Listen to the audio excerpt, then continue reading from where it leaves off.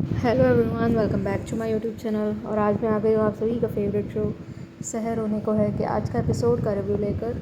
आज के एपिसोड की शुरुआत में हम देखते हैं कि शहर माए से पूछती है कि क्या हुआ आपको, मतलब इतने ज़्यादा परेशान आप कभी थे नहीं आप वैसे। तो माहिर वही कहता है कि ये मैं खुद के लिए नहीं बोल रहा हूँ, मतलब कि ये मैं अपने शहर के लिए बोल रहा हूँ।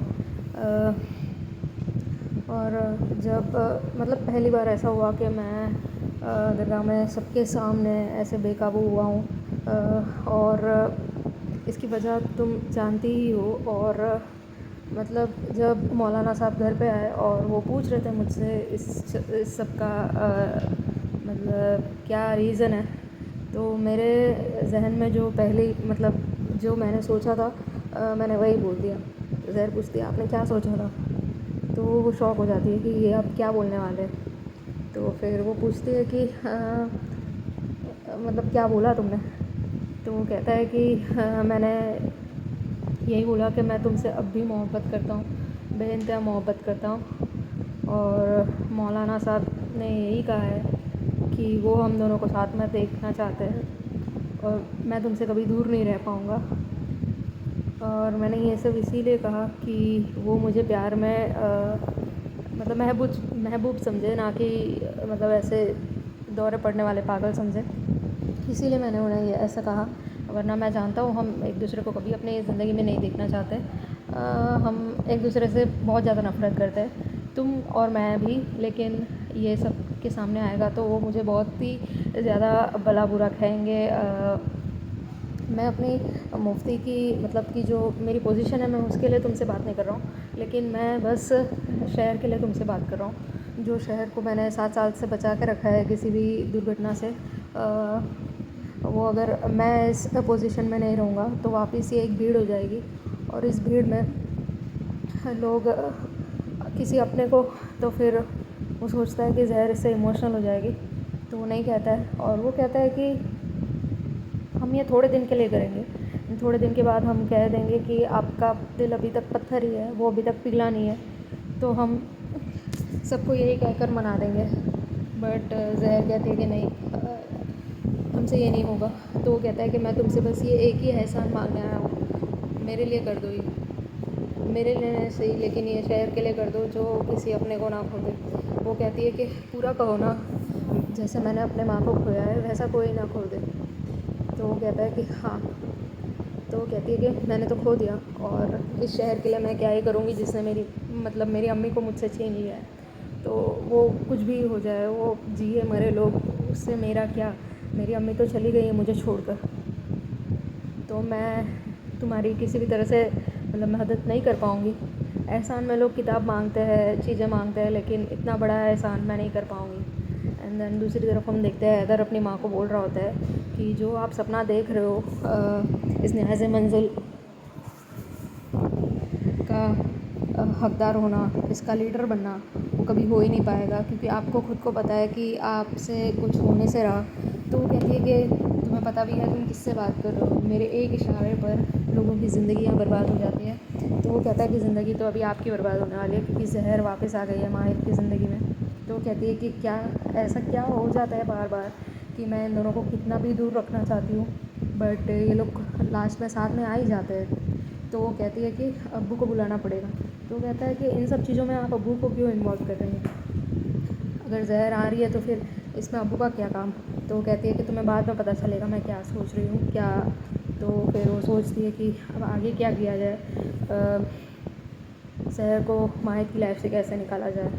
एंड दूसरी तरफ हम देखते हैं कि माहिर बहुत ज़्यादा परेशान होता है। वो सोचता है कि हमने इनके लिए क्या कुछ नहीं किया, लेकिन पहली बार हमने इनसे एक एहसान मांगा, लेकिन इन्होंने हमें साफ मना कर दिया। उन्हें ये तो सोचना चाहिए कि इस मदद के लिए हम उनसे कितनी हिम्मत करके गए थे कि वो करेंगे, लेकिन उन्होंने कुछ नहीं सोचा, उन्होंने मुझे साफ मना कर दिया।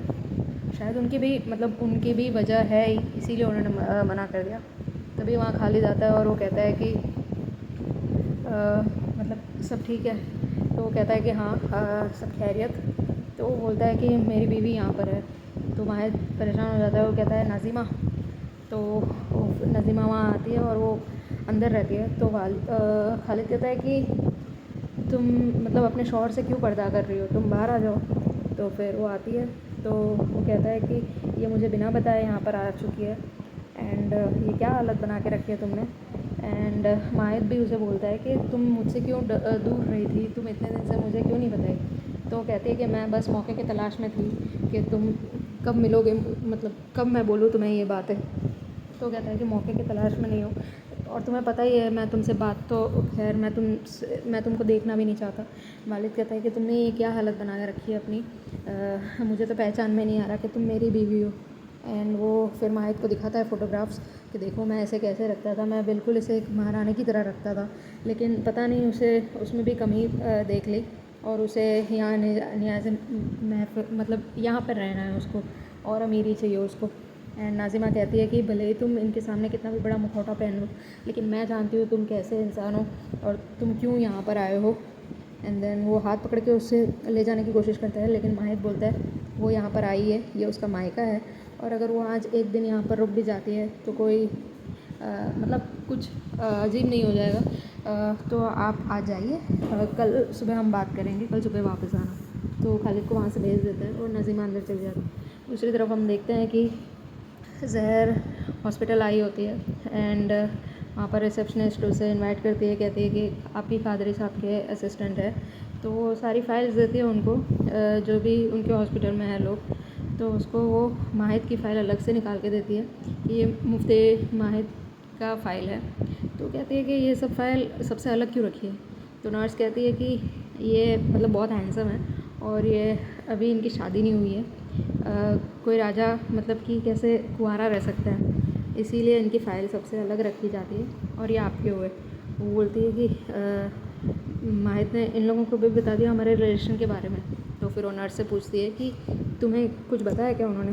तो बोलती है वो मुझे क्यों बताएंगे, मैं तो बस इस फ़ाइल की बात कर रही थी, आपने बहुत गलत सोच लिया, मैं कह रही थी ये फ़ाइल आपका हो। तो ज़हर हंसती है और कहती है कि हाँ फ़ाइल मेरा हुआ, इसमें कौन सी बड़ी बात है। तो फिर वो वहाँ से चली जाती है।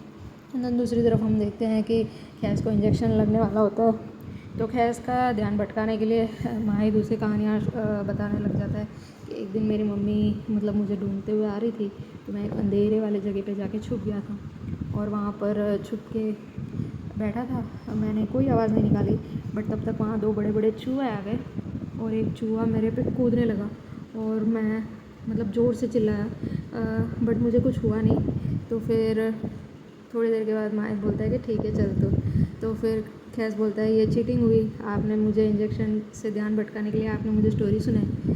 तो वो कहता है कि ये इंजेक्शन थोड़ी ना है, ये तो चीटी काटी है तुमको, अभी तो ठीक हो जाएगा, तुम बहुत स्ट्रॉन्ग हो, चलो चलते। एंड देन वो लोग बाहर आते हैं, तब ज़हर उन्हें देखती है और वो छुप जाती है।